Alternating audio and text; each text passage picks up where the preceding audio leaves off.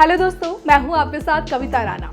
Box office पर दो बड़ी फिल्में द कश्मीर फाइल्स और राधे श्याम रिलीज हो गई है और दोनों ही फिल्मों को लेकर काफी चर्चाएं भी थी। जी हाँ, हर कोई यही सोच रहा था कि आखिर कौन सी फिल्म दर्शकों की उम्मीदों पर खरी उतरेगी। और इस बीच सुनने में अब ये आ रहा है कि अनुपम खेर की द कश्मीर फाइल्स ने प्रभास की राधे श्याम को मात दे दी है। जी हाँ, प्रभास और पूजा हेगड़े की much awaited film Radhe Shyam आखिरकार थिएटर्स पहुंच गई है और देखिए लंबे वक्त से रिलीज के लिए अटकी राधे श्याम कुमार की इस फिल्म को दर्शकों से एक मिक्स रिस्पांस मिला है, क्योंकि फिल्म को जहां साउथ मार्केट में जबरदस्त रिस्पांस मिलता दिख रहा है, तो वहीं हिंदी बेल्ट में ये फिल्म दर्शकों को थिएटर्स की ओर खींचने में थोड़ी सी मशक्कत उन्हें करनी पड़ रही है। जी हाँ, फिल्म के रिलीज के बाद इसके ऑक्यूपेंसी रिपोर्ट भी सामने आ चुकी है और रिपोर्ट के मुताबिक प्रभास की फिल्म ने तेलुगु में बम्पर ओपनिंग हासिल की है। जी हाँ, रिपोर्ट्स के मुताबिक फिल्म के रिलीज के पहले ही दिन पहले शो में ही इसे देखने के लिए दर्शकों की भारी भीड़ सिनेमाघरों में दिखी है।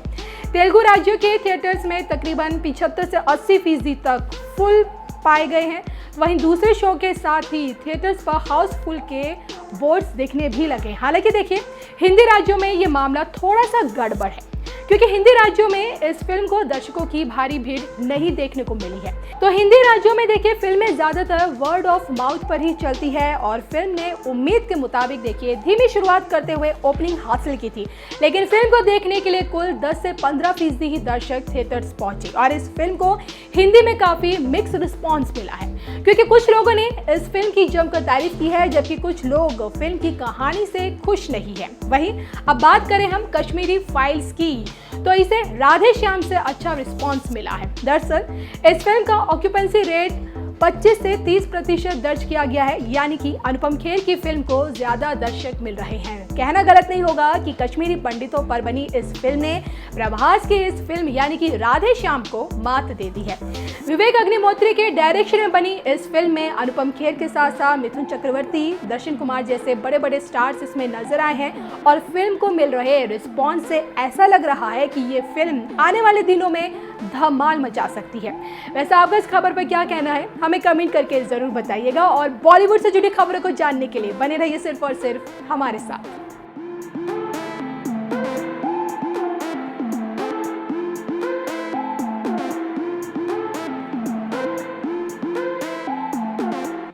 हमें कल्चर जोड़ता है। कैसे आप कहीं और से हैं, मैं कहीं और से हूँ, आप कहीं और से हैं, लेकिन जब हम खाना खाने बैठते हैं तो हम एक हो जाते हैं।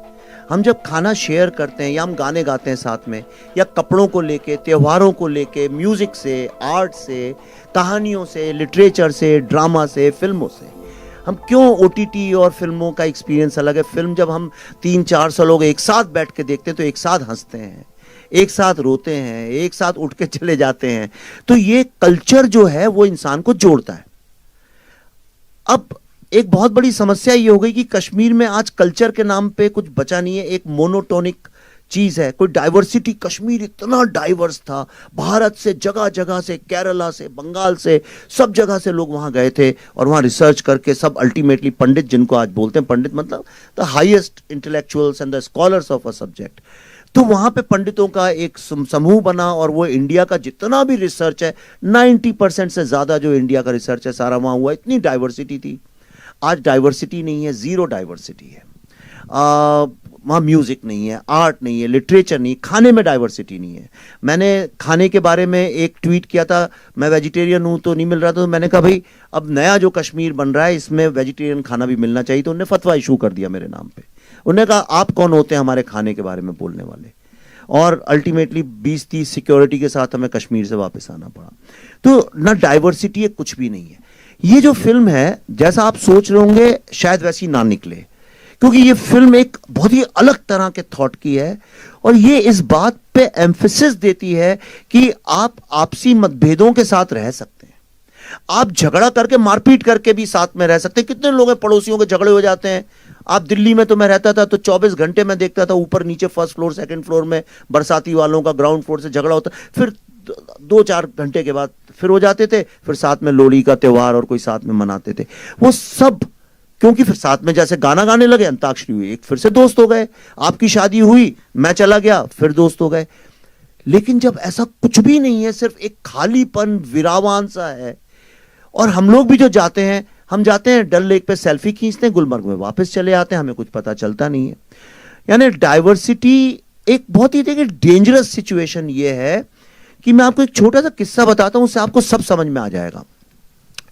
मैं किसी भी रिलीजन के अगेंस्ट नहीं हूं, क्योंकि मैं खुद ही किसी रिलीजन पे ज्यादा नहीं मानता। मैं गर्व से एक हिंदू कल्चर, हिंदू फिलॉसफी, क्योंकि बचपन से मैंने देखा है, सीखा है, और वो मुझे जीने का एक सहारा देती है। लेकिन आप क्या प्रैक्टिस करते हैं, क्या नहीं करते हैं, मैं उसकी उतना आदर करता हूं, मुझे उससे कोई आपत्ति नहीं है।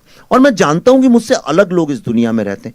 यही तो सारे विश्व के इंसानों का नेचर है, सब जानते हैं कि अलग विचार के, अलग फेथ के लोग हैं। हम एक शूटिंग कर रहे थे, तो पल्लवी एक शिकारा में बैठी हुई थी, और छोटी एक दो बच्चियों को हमने बुलाया था, 8-9 साल, 7-8-9 साल की, जो ज्यादा जानती नहीं है, बहुत ही इनोसेंट बच्चियां।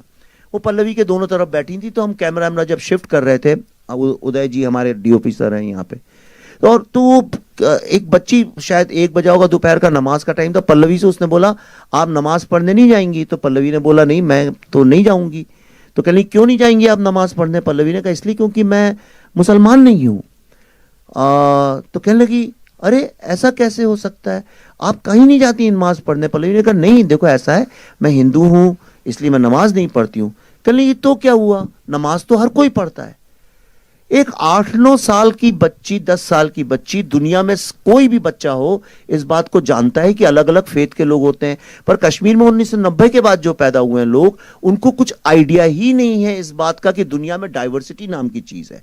इसका भारत और कश्मीर और पाकिस्तान से कुछ लेना देना ही नहीं है। आप एक पूरी की पूरी जनरेशन जो है वो इतनी इग्नोरेंस के साथ बड़ी हो रही है। मेरा जो ड्राइवर था टैक्सी का, वो लाल रंग के जूते पहनता था। तो मैंने उससे एक दिन शूटिंग के दौरान यही पूछा, वो बड़े अजीब से लंबे लंबे रेड बूट्स थे, तो मुझे थोड़ा अजीब भी लगते थे, चमकते हुए लाल।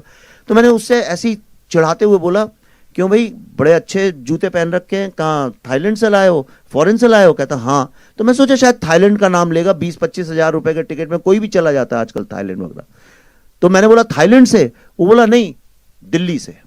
इंडिया भी नहीं बोला उसने, दिल्ली से। और मैं यकीन से कह सकता हूं, थोड़ी तो मैं भी समझ रखता हूं इंसान की, मैं आपको गारंटी से कह सकता हूं, उसने जिस इनोसेंस से बोला था, उसको आइडिया ही नहीं था इस बात का कि वो जो कह रहा है वो गलत है। तो ये जो हमने क्रिएट कर दिया, ये फिल्म यही आपको बताएगी कि क्या होता है जब आप एक सोल को खत्म कर दें, कल्चर को, आर्ट, म्यूजिक, लिटरेचर, आर्किटेक्चर, इन सब चीजों को खत्म कर दें, तो वो किसका लॉस है? क्या वो कश्मीर का लॉस है? क्या वो हिंदू मुस्लिम का लॉस है? क्या वो भारत का लॉस है? या पूरी ह्यूमैनिटी का है? अगर कोई आज सिलिकॉन वैली को जाकर डिस्ट्रॉय कर दे, तो किसका लॉस है? वो आपका और हमारा भी तो लॉस है। लेकिन हम तब तक उसको अपना लॉस और डेंजर नहीं समझते जब तक वो गोरेगांव या बोरीवली तक आके वो खड़ा ना हो जाए आपके सामने, या दिल्ली में गुड़गांव या फरीदाबाद तक ना आ जाए। हमारे तो किसी और का प्रॉब्लम है, देख लेंगे। पर ये फिल्म देखने के बाद अपने जीवन में मैं गारंटी करता हूं आप कभी ऐसा नहीं सोच पाएंगे। So be prepared before you see this.